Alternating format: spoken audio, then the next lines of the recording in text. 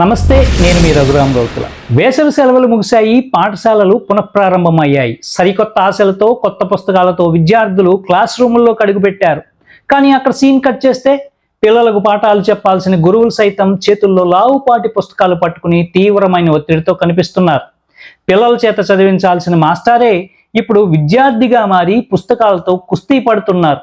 అవును, ప్రస్తుతం మన ప్రభుత్వ ఉపాధ్యాయుల పరిస్థితి చూస్తే ముఖం మీద నవ్వు కనిపిస్తున్న మనసంతా టెట్ భయంతో వెంటాడుతోంది.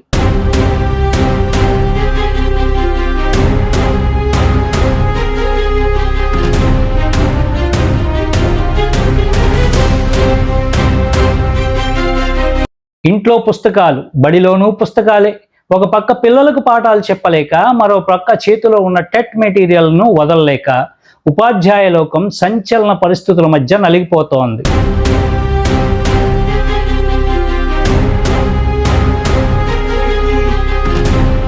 అసలేం జరుగుతోంది? ఉపాధ్యాయులను ఇంతగా కలవరపెడుతున్న ఈ అంశం ఏంటి? అక్కడికే వస్తున్నాం.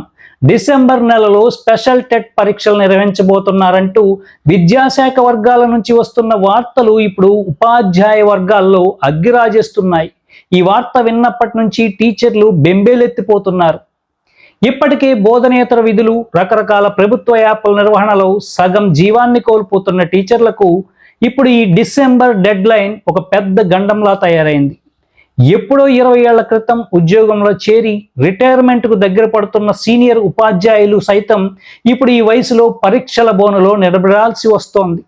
ప్రమోషన్ రావాలంటే టెట్ పాస్ కావాల్సిందేననే నిబంధన ఒకవైపు, డిసెంబర్ నెలలోనే పరీక్ష అనే ప్రచారం మరోవైపు వెరసి ఉపాధ్యాయులను మానసిక వేదనకు గురి చేస్తోంది.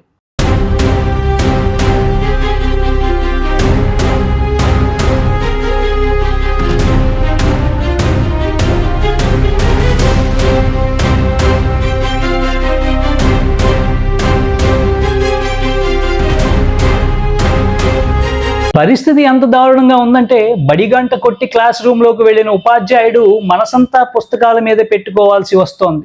పిల్లల వైపు చూస్తే సిలబస్ పూర్తి చేయాలనే బాధ్యత, తన టేబుల్ వైపు చూస్తే డిసెంబర్ లోపు టెట్ క్వాలిఫై కావాలనే భయం. ఇంట్లో కూర్చుని చదువుకుందామంటే తీరిక లేదు, స్కూల్లో చదువుకుందామంటే పిల్లల భవిష్యత్తు ఏమైపోతుందోననే భయం.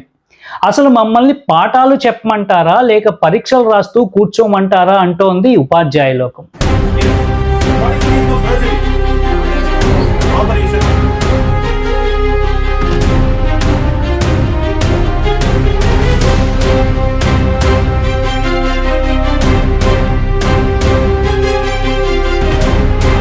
నిజమే మరి. పగలంతా స్కూల్ రికార్డులు, మధ్యాహ్న భోజన పథకం పర్యవేక్షణ, ఆన్లైన్ అటెండెన్స్తోనూ సమయం సరిపోతుంటే ఇక ఉపాధ్యాయులు టెట్ పరీక్షకు ఎప్పుడు ప్రిపేర్ అవ్వాలి, ఎప్పుడు పరీక్షలు పాస్ అవ్వాలి?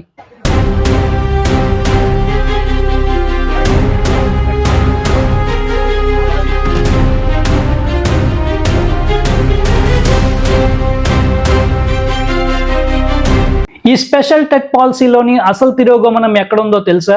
45 నుండి 50 ఏళ్ల వయసు పైబడిన ఉపాధ్యాయులను ఇప్పుడు సరికొత్త అకాడమీ సిలబస్ చదవమనడం, దశాబ్దాల క్రితం తాము చదివిన చైల్డ్ డెవలప్మెంట్ సైకాలజీ, శిశు మనస్తత్వ శాస్త్రం సబ్జెక్టులను, క్లిష్టమైన మెథడాలజీలను ఈ వయసులో మళ్లీ బట్టి పట్టడం ఎవరికైనా సాధ్యమా?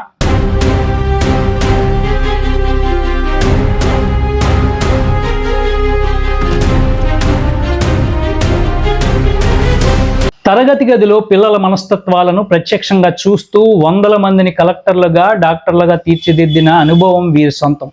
అలాంటి అనుభవజ్ఞులను మళ్లీ అర్హత పరీక్ష, విద్యా ప్రమాణాలు పెంచడం అంటే నిరంతరం పాఠాలు చెప్పే ఉపాధ్యాయులను ఇలా పరీక్ష పేరుతో వేధించడమేనా అనే ప్రశ్నలు ఇప్పుడు క్షేత్రస్థాయి నుంచి గట్టిగా వినిపిస్తున్నాయి.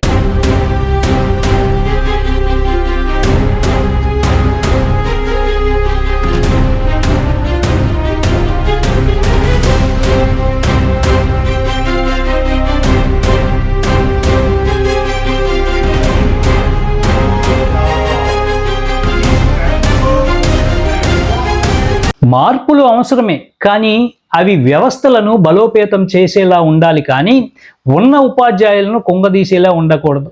డిసెంబర్లో పరీక్షలంటూ ఉపాధ్యాయులను భయభ్రాంతులకు గురి చేసే బదులు మారుతున్న విద్యా విధానాలపై వారికి సముచితమైన శిక్షణ ఇవ్వడమే ఉత్తమ మార్గం. ఈ టెట్ పాలసీపై ప్రభుత్వం ఇప్పటికైనా పునరాలోచన చేయాలి. సీనియర్ ఉపాధ్యాయులకు మినహాయింపులు ఇవ్వడమో లేదో ప్రమోషన్ నిబంధనలు సడలించడమో చేయాలి. ఉపాధ్యాయుడు ప్రశాంతంగా ఉంటేనే తరగతి గది ఉత్సాహంగా ఉంటుంది, విద్యార్థుల భవిష్యత్తు ఉజ్వలంగా మారుతుంది. ప్రభుత్వం ఈ దిశగా ఎలాంటి నిర్ణయం తీసుకుంటుందో వేచి చూడాలి.